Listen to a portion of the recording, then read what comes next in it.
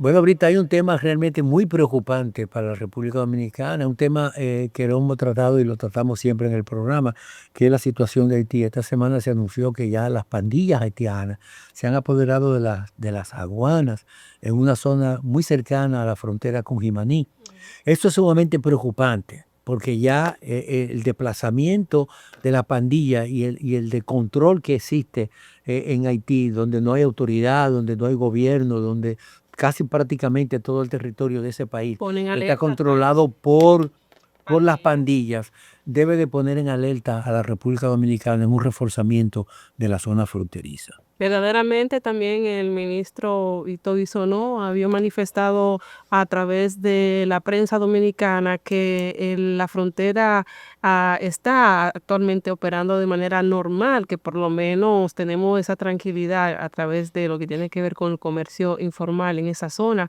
Sin embargo, los militares en este caso y la parte de la seguridad nacional se mantiene alerta a todos los previstos que puedan suceder en este caso.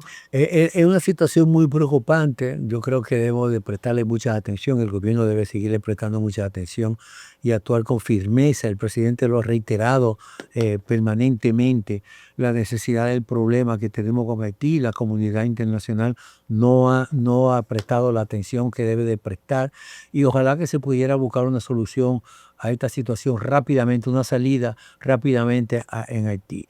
Las pandillas siguen expandiéndose. Haití es un país que está prácticamente sin control, con el control de los pandilleros que hacen los asaltos, los crímenes, los asesinatos, cometen extorsiones, violaciones. Hay una hambruna, En contra de su propia gente. hay una hambruna muy marcada en Así. Haití y lo que debe de preocupar mucho mayor es cómo han ido expandiéndose, ya no tan solo en Puerto Príncipe, en Cabo Haitiano, en Yamel y en otras localidades, sino ya como está pisándonos la frontera en el caso de Imaní.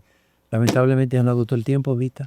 Sí, así es. Si no es hasta la próxima semana, sin recordarles antes de partir que tienen disponible como siempre nuestro canal de YouTube Pulso Nacional y todas las redes sociales donde puede ver todos los contenidos que semanalmente compartimos para ustedes con relación a entrevistas especiales y temas de comentarios oportunos de importancia nacional e internacional. Así que vamos a vernos en una próxima entrega.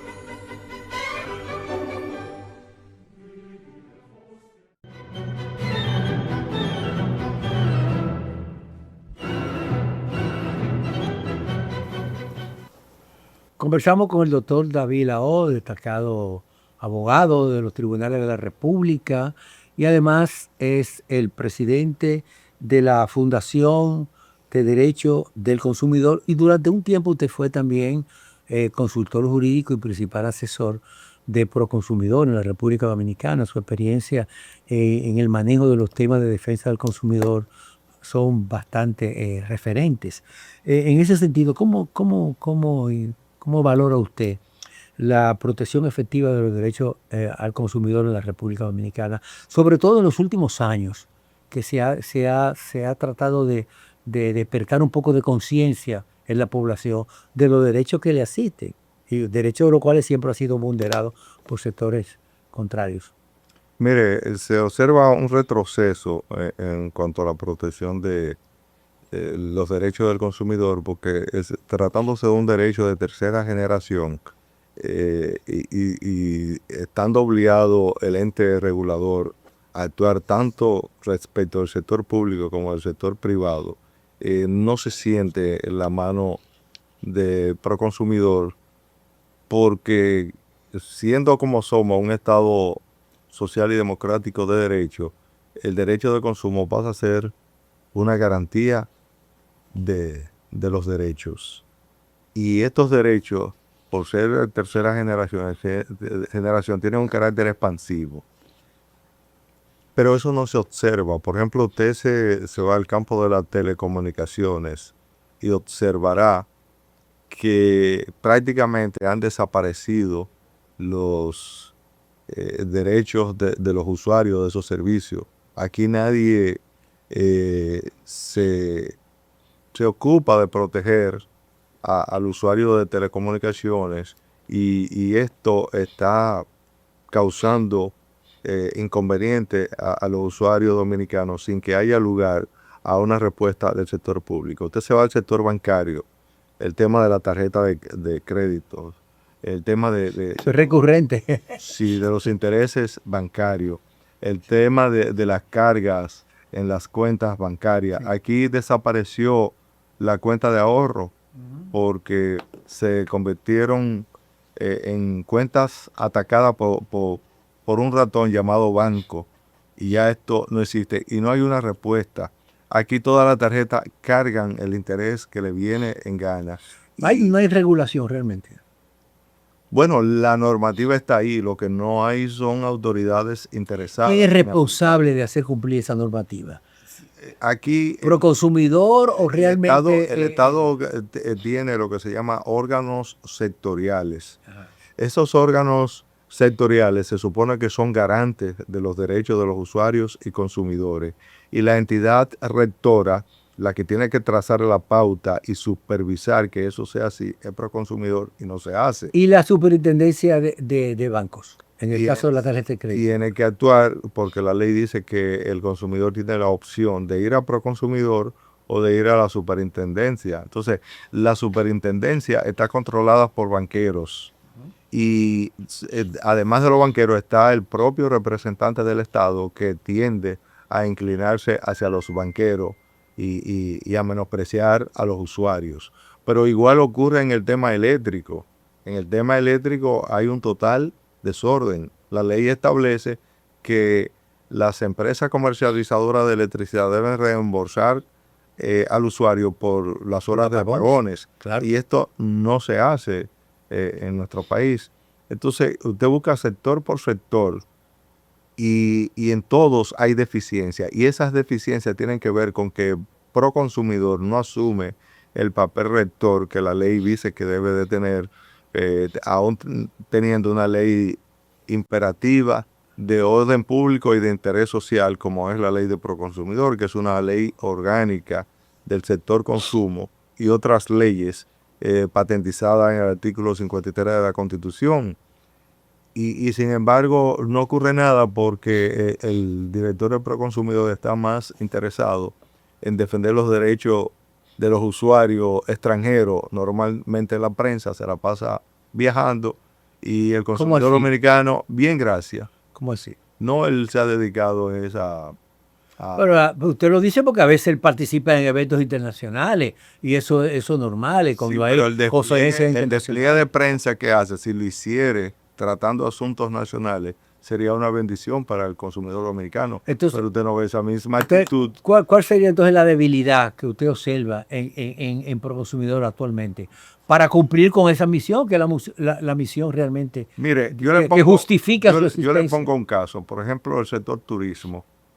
En el sector turismo, Proconsumidor no se ocupa de ver la calidad del servicio que están ofreciendo.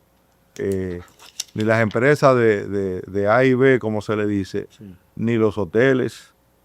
Entonces, ni las tiendas de artesanía, que debe de existir un control y un respeto por el turista, que es el consumidor más vulnerable de todos los consumidores. Usted no ve esa mano de garantía, usted no ve la mano de que se mantenga, por ejemplo, la higiene. Los centros de comida rápida, cuando llegaron a República Dominicana, se caracterizaban por ser lugares de alta higiene y de un servicio de primera. Eso ha ido decayendo. Esos estándares de calidad se han ido degradando. Degradando, y la responsabilidad del Proconsumidor de ver lo que está pasando ahí. Y no asume, o sea, no lo ve como algo propio, porque lo que se tiene en Proconsumidor es un político. Y entonces el ojo político es lo que determina su accionar. Y en este gobierno se llegó al extremo de que se modificó la ley vía el Tribunal Constitucional para mantener a un político en ese puesto. Y los políticos lo que hacen es eso, precisamente política, pero con relación a derechos de consumo, este país está huérfano. Entonces, ¿usted cree que un político no puede dirigir por consumidor? Lo que yo digo es que el político tiene que saber que su compromiso es cumplir la Constitución y las leyes en defensa del consumidor. Y los órganos sectoriales, por ejemplo, telecomunicaciones, electricidad, seguro, miren, en el ámbito del seguro, en el ámbito de la ley de salud, los servicios de salud son deplorables en el país. Sí, pero hay un aspecto importante. El hecho de que usted sea político no lo descalifica para usted dirigir una institución, porque de todos modos todas las instituciones están dirigidas Pero cuando por usted tiene políticos, una ley... porque todas las instituciones del Estado están dirigidas por políticos. Cuando usted tiene una ley que le especifica que tiene que ser una persona comprometida con los derechos de los consumidores y usuarios. En este caso, ¿verdad? Sí. Y usted lo que hace es que modifica esa ley para que una persona completamente ajena al sector y que lo que hacía era politiquear esté en ese cargo, la situación es grave. Hay un tema que usted ha tocado de manera lateral, es el caso de la salud. Es un tema muy preocupante. Desde hace muchos años se viene hablando de la necesidad de modificar la ley que dio sustento al sistema dominicano de seguridad social. Hay muchas desigualdades. Ahora se resulta que más del 70% de los recursos que genera la inversión de los fondos de pensiones no han crecido, se están degradando.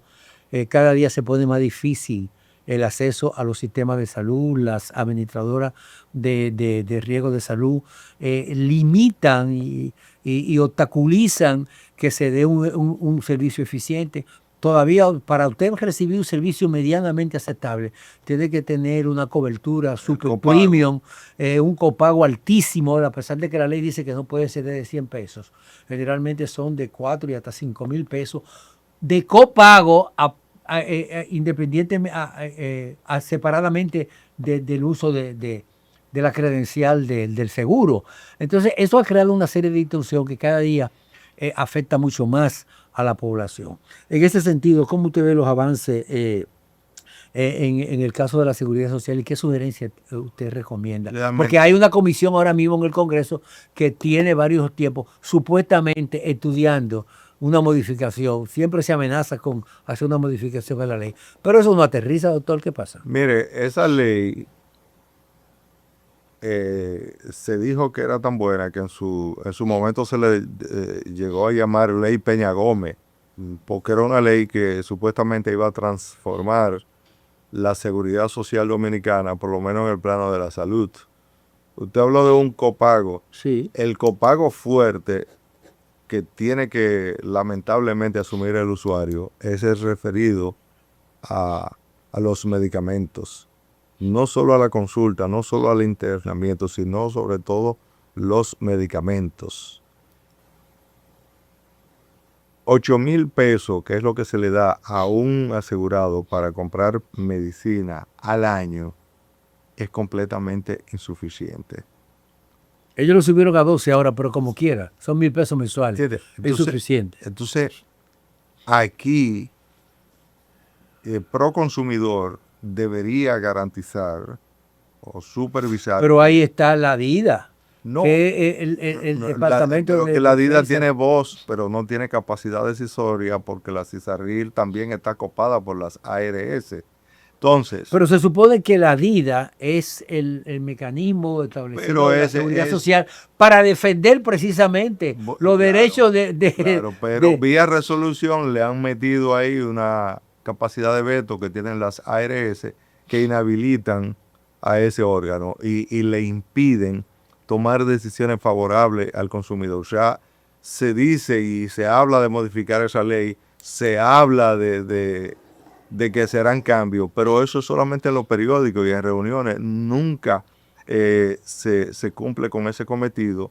Y déjeme decirle que andando en el tiempo, así como se han degradado otros partidos, al PRM le va a llegar el momento de su degradación, porque recordemos que tienen mayoría en el Congreso Nacional. Pero no la utilizan. Entonces, no tiene excusas para no resolver ese problema que hay frente a las ARS. Entonces, tenemos un problema que desde el orden administrativo y existiendo el órgano de vigilancia del mercado, porque el Proconsumidor tiene también la ley 166-12, que le obliga a tener la supervisión, vigilancia y sanción del mercado, y se hace de la vista gorda frente a él. Estamos hablando de un partido que lamentablemente no está a la altura de los derechos del consumo. Se supone, doctor, que el Estado tiene el deber, la responsabilidad de regular, en el caso de la seguridad social, frente a los intereses tanto de la ARS, de la AFP y de los usuarios de los servicios. Entonces, ha habido una deficiencia en ese sentido. ¿Cuál sería su recomendación puntual en ese sentido? Y si realmente la ley lo ampara. Una decisión reciente del Tribunal Constitucional es risible, porque ella establece que no hay límite de edad para reclamar los beneficios de la ley de seguridad social, sobre todo en el plano de la salud y de la jubilación. Pero entonces, óigame qué sentencia da el Tribunal Constitucional, una sentencia interparte. ¿Qué significa eso? Aterrícelo. Significa que solo aquellos que accionaron en justicia serán beneficiados con esa decisión del Tribunal Constitucional. Es que las leyes no pueden excluir. Bueno, la ley se supone que para todos. Todos estamos supuestos. Sobre todo el Tribunal Constitucional tiene que dar decisiones las más de las veces erga omnes, es decir, aplicable para todos. Para todo el mundo. Sin embargo, la decisión que acaba de evacuar el Tribunal Constitucional, en el sentido de lo que usted dice, es limitativa a quienes hayan sido parte en el proceso que se le llevó al Tribunal Constitucional. Y esto es preocupante porque es indicativo de que hay un lobby de las ARS muy fuerte que incidió para que el Tribunal Constitucional diese una decisión restrictiva. Entonces, en el caso de todos los derechos sociales, sean estos laborales, de jubilación o de salud, en el presente gobierno, cuando se aplican es con carácter restrictivo, y el órgano rector, que es el que debería llevar la voz cantante en ello, que es Proconsumidor, simplemente se mantiene callado. Doctor Lahoz, en ese sentido, ¿qué reformas legales, constitucionales, serían necesarias para garantizar entonces una seguridad social más equitativa e inclusiva? No, yo creo que la legislación no es mala. No es mala. No. Por aquí se habla de la necesidad de cambiar del sistema de seguridad social. No, fíjese, si usted se pone a ver, la propia Suprema Corte de Justicia hasta 2019 venía aplicando los derechos sociales de forma progresiva.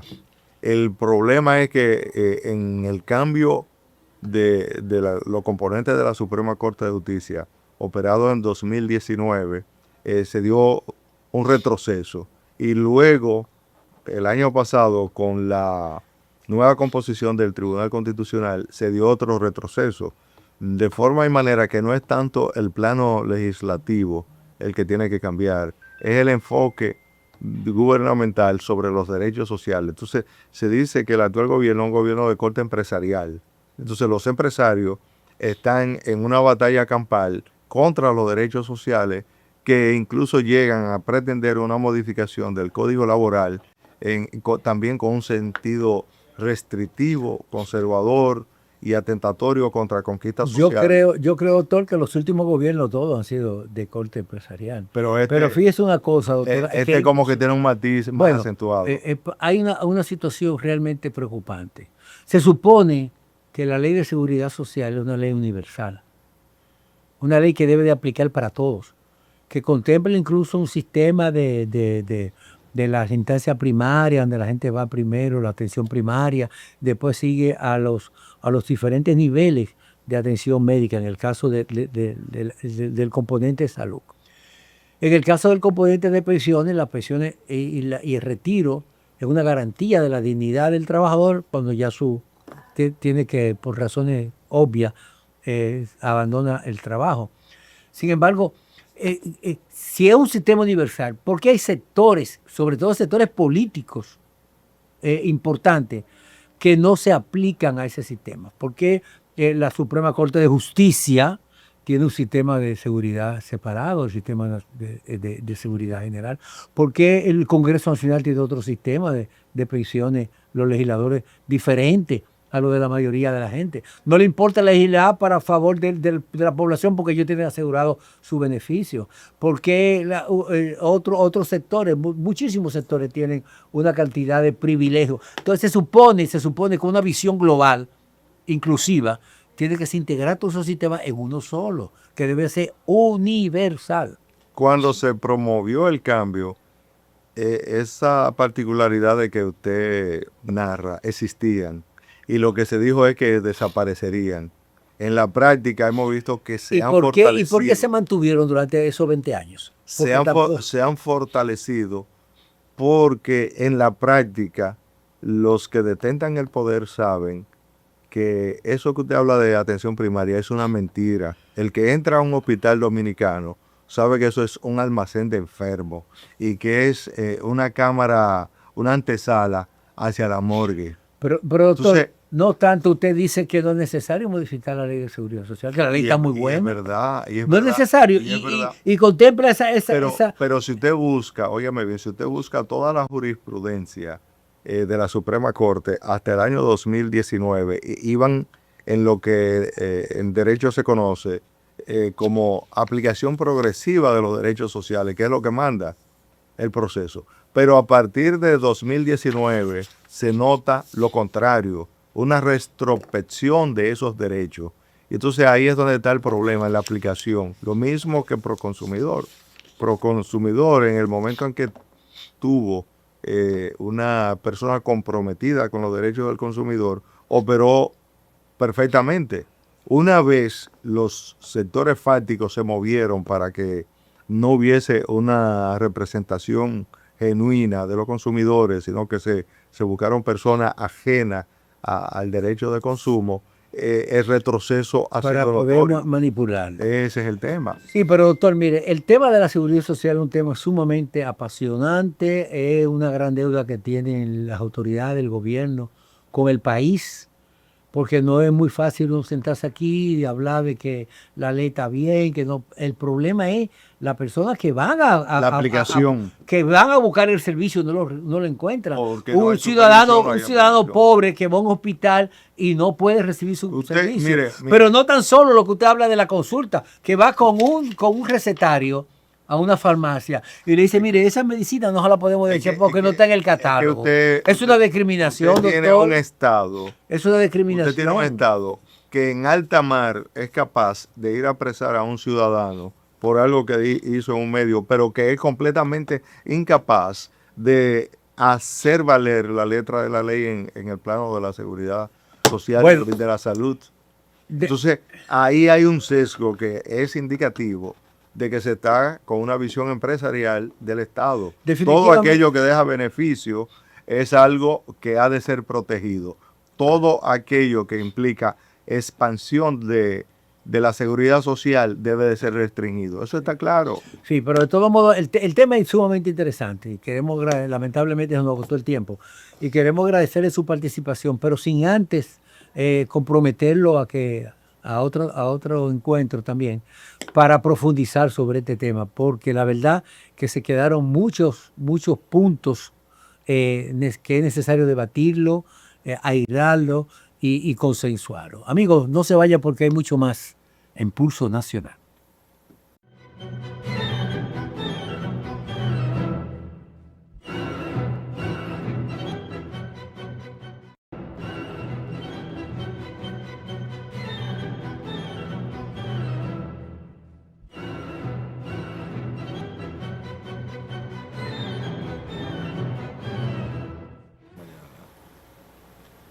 Agradecemos al doctor David Lahoz, destacado abogado de los tribunales de la República, penalista, constitucionalista, consultor y asesor de importantes asociaciones y gremios, profesor universitario, pasado procurador de medio ambiente, consultor jurídico de Proconsumidor y director del Centro de Estudios Constitucionales de la Universidad Autónoma de Santo Domingo, además de presidente de la Fundación de Derecho del Consumidor. Además, sobre todo eso, uno de nuestros invitados predilectos y mi directo amigo, doctor Lahoz, ¿cómo se siente? Amigo, ¿verdad? Cuénteme, ¿cómo te puede? Aquí correspondiendo a su invitación para someterme al escrutinio público que usted seguro me impondrá aquí. Bueno, la actividad política sigue siendo siempre un tema de mucho interés en el país. En los últimos días hay una serie de planteamientos, sobre todo por la inobservancia de parte de los partidos del cumplimiento de la ley.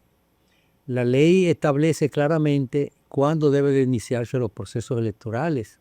Sin embargo, los partidos, casi todos los partidos, han iniciado una campaña prematura de promoción electoral, de una forma sutil, en algunos casos con encuestas, unas supuestas encuestas de preferencia, cuando no hay sentido de que se hagan encuestas de preferencia electoral porque no estamos en un proceso electoral. Y eso debería de regularlo la Junta Central Electoral. Y otro partido, utilizando algunos subterfugios, como el caso del Partido de la Liberación Dominicana, que ha adelantado la escogencia de su candidato presidencial, alegando que es una consulta para ver cuáles de los dirigentes tiene el perfil. Y la ley establece que eso debe de hacerse en el año 2027. Sin embargo, eso ocurrió el año pasado, parece que hay un desafío. Un desafío en ese sentido. Ya el tribunal contencioso se prohibió esa convocatoria. Pero parece que va a ser uno de los tantos desacatos que se hacen en los partidos políticos, y esa situación se da también en otros partidos donde ya hay varios movimientos. En el caso del partido de gobierno, el Partido Revolucionario Moderno, hay ya por lo menos 9 precandidaturas que se manejan, aunque no han hecho acto público ni lanzamiento, pero se está en esa actividad. ¿Cómo puede afectar esa campaña política, ese activismo político prematuro al desarrollo de la actividad normal económica del país, sobre todo la democracia, doctor? Sí, lo que usted dice es un problema de difícil solución en la República Dominicana, porque el pistoletazo de inicio de campaña lo dio el señor presidente de la República la noche de su proclamación, cuando dijo que se retiraba y invitó a los posibles precandidatos de su partido a que se organizaran para iniciar la campaña del 28 prácticamente. Entonces, el único que cumplía aquí con la ley electoral era Joaquín Balaguer, porque de Balaguer se decía que él, cada vez que ganaba un proceso electoral, ponía candado al Partido Reformista y botaba la llave hasta el proceso electoral siguiente. En ese entonces se decía que el Partido Reformista no era un partido. No, era una maquinaria política electoral. Entonces, después, ningún partido cumple con los requerimientos de la ley electoral, y la Junta hace poco o nada por hacer que eso se cumpla. Ahora bien, en el caso que usted menciona del PLD, ese es un partido que tiene tantos problemas internos que no creo que sea relevante ante la opinión pública lo que hagan o dejen de hacer. Es un partido que está prácticamente en vía de extinción, porque no tiene... Se podría decir que se está convirtiendo en un partido minoritario. Ya. Es un partido minoritario. Su participación electoral fue pírrica, Sí, apenas un 10%. No, y sobre todo de que la gran esperanza del PLD estaba cifrada en su Congreso, y no se sabe en qué quedó ese Congreso, porque siguen los mismos, las mismas autoridades y siguen los mismos precandidatos. Se habló de una renovación completa, Pero no se hizo. está. ¿Dónde está? Entonces, no creo que eso sea relevante para el país. Ahora, el cumplimiento de la ley, sí, eso sí, tema que la Junta debería ponerse Accionar en ese sentido. por encima de los partidos políticos y hacer que se cumpla la ley. Pero legalmente tiene facultades la Junta para intervenir en No, este caso. porque ahora se han ido al Tribunal Superior Electoral. El Tribunal Superior Electoral sí puede hacerlo. No, la Junta puede hacerlo. Lo que ocurre es que aquí siempre hay algo que no se ve en la política. Si usted se pone a ver el próximo mes, los integrantes del Tribunal Superior Electoral deben de abandonar sus puestos. Y entonces, el mes previo, el PLD lleva esto ante Tribunal Superior el Tribunal Superior Electoral. Entonces, puede ser que haya algo oculto y que se quiera pescar en río revuelto, porque todos sabemos puede ser un amarre. que la composición de los tribunales dominicanos son componendas políticas y muy probablemente ahí cuadrándose para lo que viene al momento. Siempre ha sido así, doctor. Siempre ha sido así. Sí. Eso es uno de los males que tiene nuestra sociedad y una de las promesas incumplidas del presidente de la República. Pero usted se habla de una reforma a la ley electoral. Se habla de un código electoral, de una ley de partido. De hecho, fue promulgada por el Congreso. Se habla de una revisión a esas leyes. Pero en toda esta legislación no le da fundamento a la Junta Central Electoral para tomar una decisión administrativa. La Junta Central Electoral no puede suspender una candidatura. La Junta Central Electoral no puede suspender los recursos que le da un partido porque viola la ley. No tiene poder para ejercer. Entonces, ¿cuál es el papel de la Junta Central Electoral? Es solamente un organismo que se invierte demasiado dinero en su funcionamiento para administrar unas elecciones. Desde Montesquieu se decía que los países donde no se cumplen las leyes son abundantes. Y aún siendo abundantes, esto no es garantía de que serán acatadas, de que serán cumplidas. La fiebre no está en la sábana, sino que se requiere de una junta electoral que sea capaz de actuar como árbitro con la seriedad que amerita el primero de todos los derechos de una democracia, que es el derecho al voto. Pero en República Dominicana no ocurre así. No tenemos verdaderos jueces, sino personas que van con un interés político. Entonces, ese Tribunal Superior Electoral se le ha visto refajo muchas veces y la propia Junta Central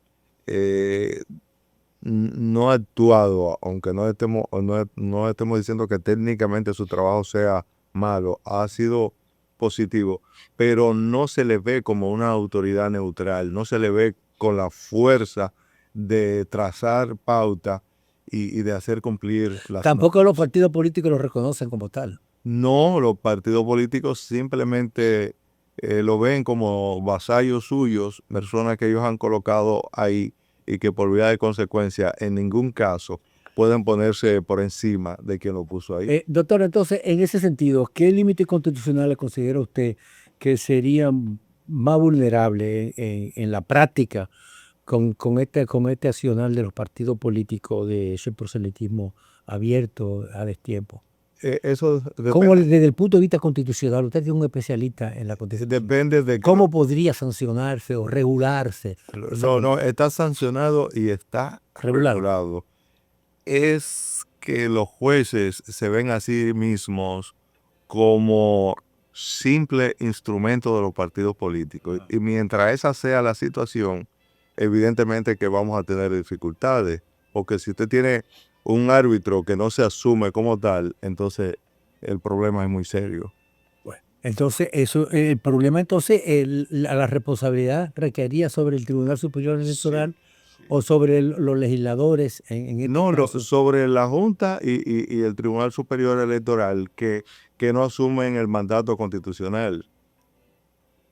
Bueno, ¿usted cree, doctor, que entonces en ese sentido que el sistema de partido está en crisis en la República Dominicana y qué tipo de transformaciones podrían hacerse? No tan solo por este caso, sino por una conducta que han exhibido los partidos políticos. Hay un tema ahora mismo Hay un tema que ha provocado un debate y una preocupación inusual en los partidos políticos. Es el caso de las candidaturas independientes. Que la candidatura independiente fue aprobada, entonces los partidos se oponen a eso. El Tribunal Constitucional dice que cualquier ciudadano puede aspirar a un cargo electivo y presentarse sin necesidad de estar sustentada esa candidatura por un movimiento o por un partido político.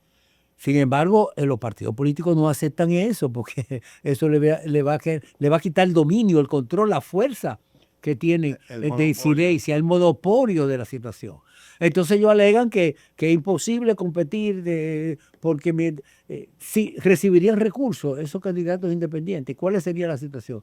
¿Qué puede ocasionar? Porque ahora hay un proyecto para eliminar la candidatura independiente modificando la ley electoral, que no es independiente nada, serían candidaturas personales. Bueno, aquí no hay candidatura independiente. Exactamente, no sé por qué le dicen candidatura independiente. Eso es la crisis de los partidos políticos, lo que ha llevado a ese punto. Es decir, los partidos políticos todos carecen de democracia interna. Entonces, cuando alguien ve vulnerado su derecho a elegir o a ser elegido al interior de un partido político, entonces que aparece la candidatura independiente. Por vía de consecuencia, si la democracia interna funcionase en los partidos, esto simplemente no tiene sentido. El Tribunal Constitucional se ha visto en la obligación de, para dar garantías de esos derechos de elegir y ser elegido, de permitir las candidaturas independientes. Y ahora el problema de los partidos políticos es cómo le buscan un bajadero a eso, cómo hacen uso de un gatopardismo, de que se cambie todo para que todo siga igual. Y hay presión de parte de la opinión pública y se ha visto que mucha gente que no tiene interés en participar en partidos políticos porque no hay democracia, entonces se ha motivado a presentar candidaturas independientes. Entonces los partidos ven amenazados sus monopolios. Pero yo creo que no deberían ver su monopolio amenazado, sino disponerse a practicar la democracia al interior de su partido, que es el mandato que tiene de la Constitución, y ese problema desaparecería. Porque fíjese, es sintomático, el ciudadano que presentó ante el Constitucional un recurso para que eso fuese posible, incluso proviene de un partido emergente, de un partido de los llamados pequeños y a la vez emergente, es decir, un partido que se supone que va a renovar el sistema de partido y sin embargo sucedió que no. Entonces un ciudadano candidato se vio obligado a ir al Constitucional a solicitar que le permitiesen presentar su candidatura. Entonces son problemas de democracia interna. Que él a lo que se oponen prácticamente, a lo que le temen muchos de los partidos políticos, porque para nadie es un secreto que hay una cantidad de partidos pequeños, emergentes, lo que llaman partidos minoritarios, que sirven de base como bisagra para sustentar candidaturas de los partidos grandes y tienen 30 años y participando en los procesos electorales, no crecen nunca ni van a crecer nunca, no registran a veces ni siquiera el 1% de la votación, pero reciben muchos privilegios y beneficios del electorado. La democracia dominicana es una democracia cara. Muy cara, muy cara. Y muy mala. Y de mala calidad. Porque los partidos políticos no cumplen con la función que le otorga la Constitución. Ese es el problema. Hay que llevarlos a que cumplan las funciones que la Constitución pone en sus manos, que es profundizar la democracia y ser una vía para la democracia. Bueno, el problema está ahí. En el cumplimiento de la ley se supone, ¿no, verdad?, que la democracia es un sistema en que las decisiones finales las toma el pueblo, o sea, es el sistema para el pueblo, con el pueblo y para el pueblo. Sin embargo, ese derecho del ciudadano está secuestrado por una cúpula política que es el que hace y deshace. Es que la partidocracia se ha convertido en una élite con mayor fuerza que la propia élite económica del país. Sí, por encima de eso. Y antes dependía mucho de la élite económica, porque era la élite económica era la que financiaba a las actividades políticas. Ahora los partidos políticos se han agenciado recursos como parte de la corrupción para tener sus propios recursos y no depender de la élite económica. Así Es una situación, pero vamos a una pausa, porque estos temas son muy interesantes y continuaremos conversando con el doctor David Aus.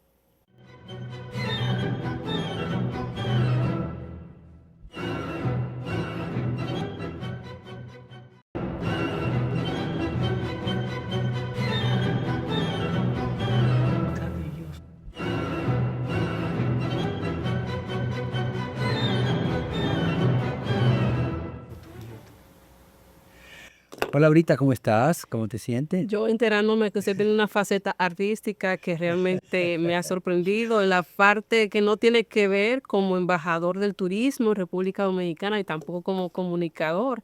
Aquí usted tiene que conocer la parte artística de Osvaldo Soriano. Pero vamos a hablar de manera seria de las informaciones más importantes de la semana. ¿Qué tal? Esta semana ha habido muchas informaciones importantes, relevantes, que merecen ser comentadas.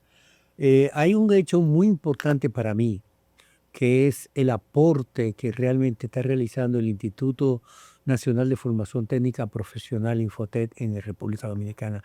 Yo creo que no hay un sector de la economía que haya sido impactado actualmente por la gestión del Infotet. Hábleme El de eso. Infotet es un organismo que durante muchos años comenzó a realizar una serie de formaciones en la preparación de técnicos en disciplina y en oficios que son necesarios, plomería, carpintería y cosas así. Pero con la llegada del profesor Rafael Santos Badía, se ha logrado una gran transformación, yo diría que una revolución. El Infotet rompió el esquema tradicional de lo que ha sido durante 42 años que tiene de existencia y se ha multiplicado de manera transversal por todo el país. Lo que eran en principio 6 centros regionales, ahora sobrepasan 40 centros en todo el país. En toda la comunidad ya hay un centro de formación de Infotet focalizado a resolver el problema de la demanda de empleo en la República Dominicana.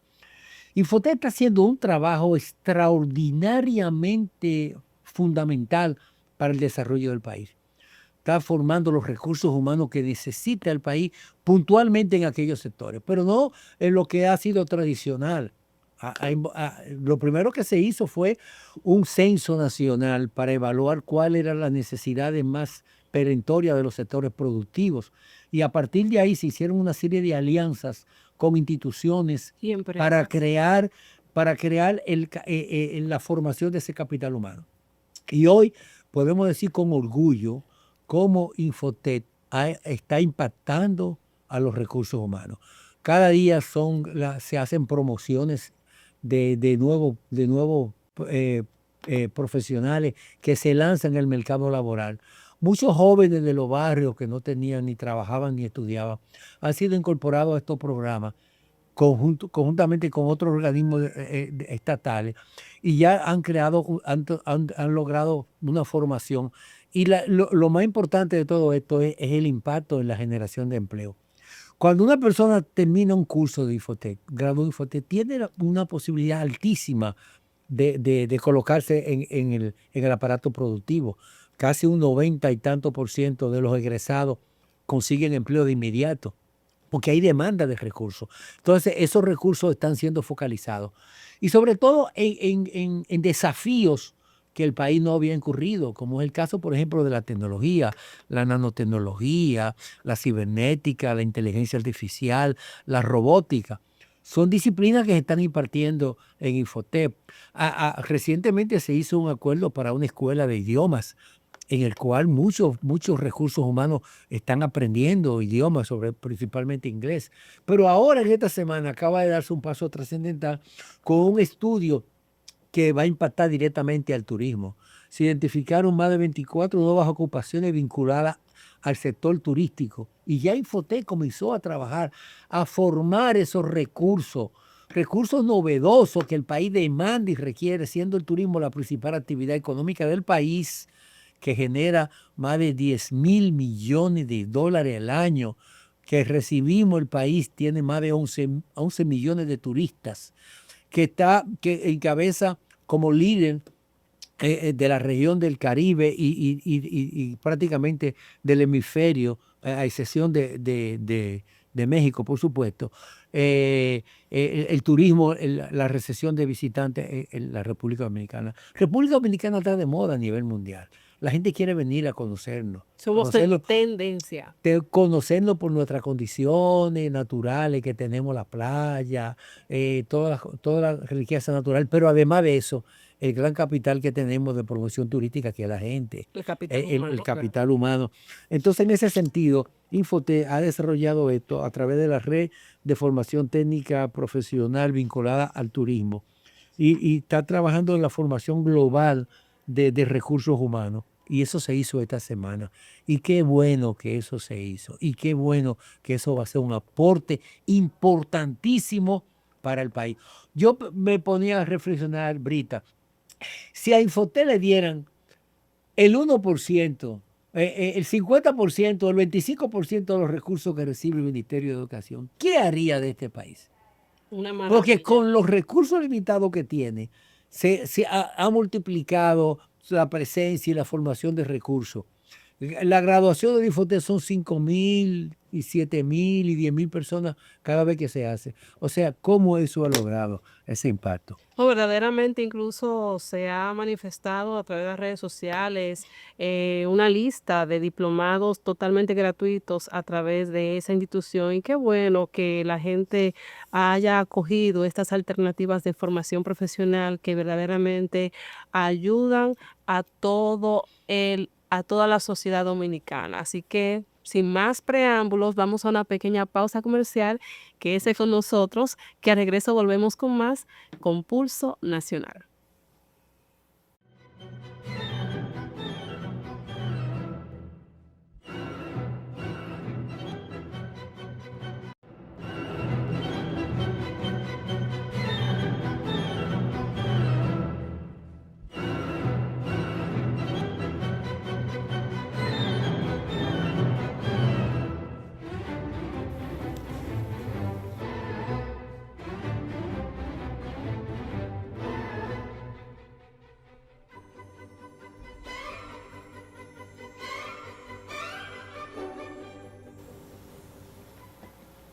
Saludos amigos, gracias por acompañarnos una vez más a esta nueva entrega de Pulso Nacional. Agradecemos sinceramente a los que nos siguen a través de BTV, Canal 36 y todas las frecuencias de cable a nivel nacional y los que nos siguen también a través de nuestras redes sociales como Pulso Nacional TV. Hoy tendremos un programa muy especial con un invitado muy especial, el doctor David Lahoz, con quien conversaremos sobre asuntos de sumo interés relacionados con el consumidor y los derechos de los consumidores. Vamos a una pausa y regresamos de inmediato con el pulso de las noticias.